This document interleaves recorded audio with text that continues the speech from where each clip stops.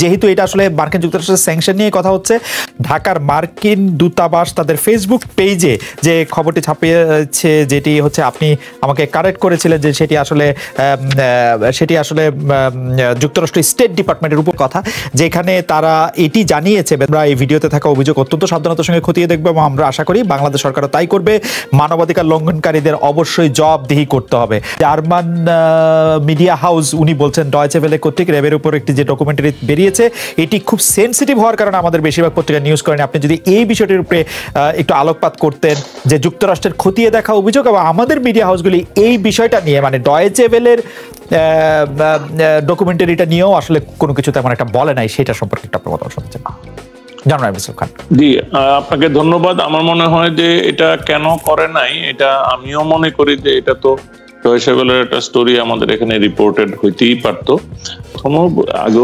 আগের টার্নেও বলেছিলাম যে এই ইস্যুটা নিয়ে, মানে এক্সট্রা জুডিশিয়াল কিলিং কিংবা মনে করেন যে মানে এনফোর্সড ডিসঅ্যাপিয়ারেন্স বা এনি কাইন্ড অফ ডিসঅ্যাপিয়ারেন্স, এটা আমাদের এখানে একটা ইস্যু। এটার মানে এটা নিয়ে কোনো বিতর্ক নাই। এটা নিয়ে আমাদের কথা বলার যত অপরচুনিটি তৈরি হয়, এটা যে কোনো ফর্মে, এটা একটা সেমিনার হোক, এটা একটা প্রতিবেদন হোক, একটা মানে হোয়াটএভার, এই যে তথ্যচিত্র হোক, তা আমি ওইটাকে স্বাগত জানাই এবং আমি এটা নিয়ে কথা বলতে চাই। আর শুধু বলছিলাম, আমি একটু সংক্ষেপে বলছি দ্রুত, যে এটার মধ্যে উইকনেসেস আছে। এই উইকনেসেস কিন্তু এটাকে নিন্দা জ্ঞাপনের জন্য না, ডোন্ট টেক মি আদারওয়াইজ। আমার কাছে মনে হয়েছে ইট ইজ ভেরি ইম্পর্টেন্ট, যেটা নিয়ে আমরা আলোচনা করব। কিন্তু এখানে যেমন ওই রাজনৈতিক পরিচয়ের ব্যাপারটা, আমি মনে করি যেহেতু রাজনৈতিক একটা কনসিকুয়েন্সের কথা বলা হচ্ছে, যে এটা রাজনৈতিক কারণে করা হয়, সুতরাং রাজনৈতিক পরিচয়টা দরকার ছিল।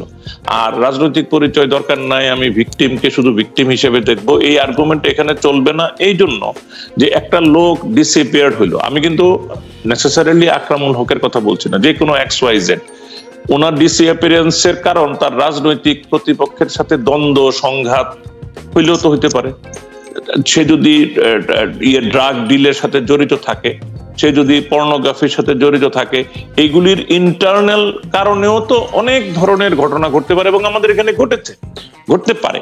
এখন এইগুলো আমি বলছি not specifically about any case here, but এটা যে কোনো ক্ষেত্রে হইতে পারে। এই জন্য তার পরিচয়, তার পিছনে অন্যান্য কি, এটা কিন্তু জার্নালিজম স্কুলে এটা নর্মালি পড়ানো হয়, যে একটা মানে ইভেন ভিকটিম, তারও পরিচয়টা, তার ব্যাকগ্রাউন্ড যতটুকু পারা যায় সংক্ষেপে জানানো। Thank you. জি নাইবে, দুইটা বিষয় একটু আপনার দৃষ্টি একটু আকর্ষণ করতে চাই। একটা বিষয় হচ্ছে যে মার্কিন যুক্তরাষ্ট্র যে এটি বলছে যে অভিযোগটা তারা খতিয়ে দেখবে, যে মার্কিন যুক্তরাষ্ট্র বলছে বলে যুক্তরাষ্ট্রের স্টেট ডিপার্টমেন্টের কথাই আমি আসলে বলতে চাইছি, এইটার কি আপনি বড় কোনো কনসিকুয়েন্স দেখেন, যে এটার এই মুহূর্তে কোনো কনসিকুয়েন্স আছে কিনা? যেহেতু এটা আসলে মার্কিন যুক্তরাষ্ট্রের স্যাংশন নিয়ে কথা হচ্ছে, আমরা আসলে দেখেছি যে বাংলাদেশের পত্রপত্রিকাগুলি অনেকে আমাদেরকে প্রকাশ্যে বা গোপনে এরকম বলেছে যে তারা আসলে এরকম রিপোর্ট করতে সাহস করে না, বা এমনকি আমাদের রিপোর্টটা নিয়ে কথা বলার জন্য তারা আসলে কথা বলতে চাচ্ছে না এই মুহূর্তে। এমনকি আমাদের পার্টনারদের কেউ আমাদের বলেছে যে আপনারা আমাদের সাথে আর আগামী কয়েকদিন কথাই বলবেন না। আমি জানি না, বাট এটা কারোর ক্ষেত্রে হইতে পারে, এটা নিয়ে আমি মন্তব্য করবো না। কিন্তু আমি যেটা বলতে চাই যে আমি প্রথমত তো এই অপরচুনিটি গুলিকে আমি এপ্রিসিয়েট করি এবং আমি মনে করি যে এটা মানে এটা সুযোগ দেয় আমাদেরকে কথা বলা, বরং কথা বলা উচিত। কিন্তু আমি আবারও এটাও বলছি যে আপনি যে বললেন যে আমেরিকান ওই কমেন্টটা বিশেষ মানে আছে কিনা, আমি এটা বিশেষ মানে দেখি না। এই জন্য নাম্বার 1, একরামুলের কেসটা পুরনো, এটা অনেক চর্চিত এবং এটার পরে এটা এইগুলির ভিত্তিতে স্যাংশন হয়ে গেছে অলরেডি, এবং সেই স্যাংশনের পরবর্তী কিছু ইমপ্রুভমেন্টের কারণে সিগনিফিকেন্ট আমেরিকানরাই এপ্রিসিয়েট করতেছে। বাট এই ধরনের যে কোনো একটা জিনিসকে তারা রেকর্ডে রাখবে, এইগুলি রেকর্ডে জমতে থাকবে।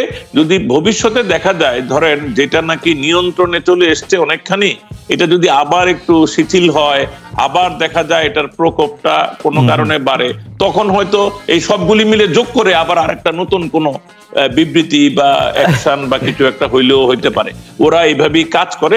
এগুলি যে ওরা জমিয়ে রাখছে এটা কোনো সন্দেহ নাই। জি নাইম, আপনি আরেকটা বিষয় কি বলতে চাইছিলেন সেটা বলে যদি আমরা জানতে পারবো। আরেকটা বিষয় মানে এমনিতে টেকনিক্যালি এটা যে তথ্যচিত্র নির্মাণ, যে এটা যে বাংলাদেশে এসে এত বড় একটা দল এই কাজটা করলো, এটা নিয়ে আমি খুব কিউরিয়াসিটি আমি আরাফাতের কাছে শুনতে চাইবো। আমার প্রশ্নটা হইলো, সুদূর ইউরোপ থেকে এসে কি ফাইন্ড আউট করা গেছে যেটা এখানে না এসে করা যেত না? মানে আমি কিন্তু খুবই মানে আমি কিন্তু এটা কয়েকবার দেখেছি, আমি প্রায় মিনিট বাই মিনিট স্লাইস করে করে দেখেছি। আচ্ছা, আমি বুঝতে পারি নাই যে মেজরিটি জিনিসগুলি এমন কিছু না। তারপরে ধরেন এই যে ড্রোনের এই ছবি টবিগুলি অধিকাংশ ক্ষেত্রে এই স্টোরিটা বলার জন্য এই ড্রোনের অধিকাংশ পিকচারের কোনো মিনিংফুল ছিল না, মানে জরুরত ছিল না। আমার মনে হয় যে আরাফাত তো বলবেনি, কিন্তু নাইম ভাইয়ের এই জায়গায় আমি একটু বলতে চাই যে তথ্যচিত্রটির ক্ষেত্রে, এখন আধুনিক তথ্যচিত্রের ক্ষেত্রে নাইম ভাই আপনি আমাদের জার্নালিজমের মানে অনেক পুরনো ছাত্র, শিক্ষক, বিভিন্ন জায়গায় আপনি পড়ান, কিন্তু আমি এখন আমি আধুনিক ব্রডকাস্ট মাধ্যমের মধ্যে প্রেজেন্টেশন, কিভাবে গল্পটা বলা হচ্ছে, জানা গল্পকেও আসলে আরো কত সুন্দর করে এবং কত বিশ্বাসযোগ্য করে বলা যায়, সেই ব্যাপারে আসলে অনেক বেশি গুরুত্ব দিয়ে থাকে। আর আরাফাত বাকিটা নিশ্চয়ই বলবেন। আর যে স্পটে যাওয়ার ক্ষেত্রে, ইনভেস্টিগেটিভ জার্নালিজমের ক্ষেত্রে যারা এই ইউনিটটা কাজ করেছে, তারা মনে করেছে তারা এই স্পটে গিয়ে সশরীরে জিনিসগুলি দেখতে চায়, পরীক্ষা করে দেখতে চায়। আরাফাত নিশ্চয় আরো বিস্তারিত বলবেন। এবং সেই ক্ষেত্রে অন্যান্যরা কি বলছেন, মানে ফাইল বা ডেস্ক রিপোর্টের ক্ষেত্রে তারা আসলে খুব বেশি এইটার চেয়ে নিজে গিয়ে দেখতে চেয়েছেন, সবকিছু পরীক্ষা করে এটা তারা বেশি করেছেন। তবুও আমি আসলে আজকে এইখানে এটা বলার জন্য বসি নাই, বরং আরাফাতকে প্রশ্ন করার জন্য আমি বলতেছি। আরাফাত নিশ্চয়ই বলবেন। আরাফাত যদি একটু সংক্ষেপে বলেন ব্যাপারটা। জি, আমরা আসলে এই কারিগরি সমস্যার কারণে একটু এলোমেলো হয়ে গেল ব্যাপারটা। মানে যেটা আমি বলতে চাচ্ছিলাম যে এর আগেও বলেছি যে এই যে আমাদের যে ডকুমেন্টারি, সেটা মূলত 4 জন রিপোর্টার সেখানে কাজ করেছেন। একজন ক্রিস কাউলা, নাওমি কনরাড, বেরগিটা শুল্কে এবং আমি আরাফাতুল ইসলাম। এবং আমাদের এটার এডিটর হিসেবে দায়িত্ব পালন করেছেন মাথিয়াস স্টাম, এবং তিনি নানা জায়গায় যোগাযোগ করেছেন। তো এই তথ্যচিত্রের একটা বিষয় যেটা বলছেন যে আমরা যে পরিচয়টা দিয়েছিলাম একরামের ক্ষেত্রে, একরাম কাউন্সিলর ছিলেন টেকনাফের, সেই পরিচয়টা সেখানে দেওয়া হয়েছে। এবং একরামের এই কেসটা নেওয়ার কারণ আমরা বলেছিলাম যে আমরা দেখেছি যে এই কেসটা অন্যতম একটা কারণ, যে কারণে মার্কিন যুক্তরাষ্ট্র নিষেধাজ্ঞা আরোপ করেছে র্যাবের উপরে। এবং পাশাপাশি এই কেসটাতে মানে হাজারের উপরে যে ক্রস ফায়ারের যে অভিযোগ, তার মধ্যে শুধুমাত্র এই কেসটাতে আমরা দেখেছি যে সেখানে সুনির্দিষ্টভাবে অডিও এভিডেন্স ছিল এবং আমাদের আগ্রহ ছিল সেই অডিও ফরেন্সিক নিয়ে কাজ করার জন্য, যে কারণে আমরা এই কেসটা বাছাই করে নিই। এবং একরাম যে কাউন্সিলর সেটা বলা হয়েছে, একরামের বিরুদ্ধে আরো অনেক অভিযোগের কথা ছিল, সেই অভিযোগের বিষয়েও এখানে তুলে ধরা হয়েছে। নাইম ভাই যে প্রশ্নটা করেছেন, খুবই ইন্টারেস্টিং প্রশ্ন, যে আমরা ইউরোপ থেকে গিয়ে কি পেলাম, যেটা ধরেন বাংলাদেশে হাজার হাজার সাংবাদিক, 10,000-এর উপর পত্রিকা তারা পায়নি বা কোনো কারণে মিস করে গেছে। একটা বিষয় কি, যেটা 2018 সালে এই ঘটনাটা ঘটেছিল, 2018 সালে মে মাসে একরামকে হত্যা করা হয়, বিচার বহির্ভূত হত্যাকাণ্ড সেটা বলা হচ্ছে।